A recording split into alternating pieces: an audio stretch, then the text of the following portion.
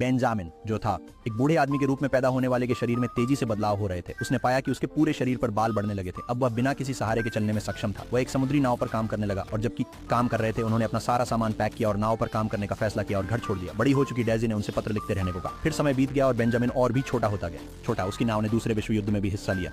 विश्व युद्ध और वहां से भागने के बाद वह फिर से घर आ गया। अब वो एक बूढ़े आदमी के बजाय एक अधेड़ उम्र के आदमी की तरह दिख रहा था। यहाँ उसका असली पिता थॉमस बटन उनसे मिलते हैं और उन्हें पूरी सच्चाई बताते हैं कि उन्होंने बीमारी के कारण कैसे उनको छोड़ दिया था। थॉमस ने अपना सब कुछ हस्तांतरित कर दिया, अपनी संपत्ति उसे दे दी। कुछ सालों बाद उसका बचपन का दोस्त डेजी लौटता है और उससे मिलती है और दोनों उनकी शादी करवाई। उनके घर एक बच्ची का जन्म होता है, लेकिन बेंजामिन अब अपने भविष्य की चिंता करने लगता है कि जब वह बढ़ते हुए बच्चा बन जाएगा तो उसकी पत्नी 2 बच्चों को कैसे संभालेगी, और इसीलिए उसने अपनी सारी संपत्ति डेजी के नाम कर दी और घर छोड़ दिया। कई सालों बाद कुछ लोग डेजी को एक बच्चे के बारे में बताते हैं जिससे उन्हें उसका पता मिला था, जिसने उसका पता भूल गया था और सब कुछ। जाहिर तौर पर वह बच्चा बेंजामिन था। फिर डेजी ने उसकी देखभाल अपने बच्चे की तरह शुरू कर दी और एक दिन छोटे बेंजामिन ने उसकी गोद में देखा जैसे उसे सब कुछ याद आ गया हो और अपनी आंखें बंद कर ली।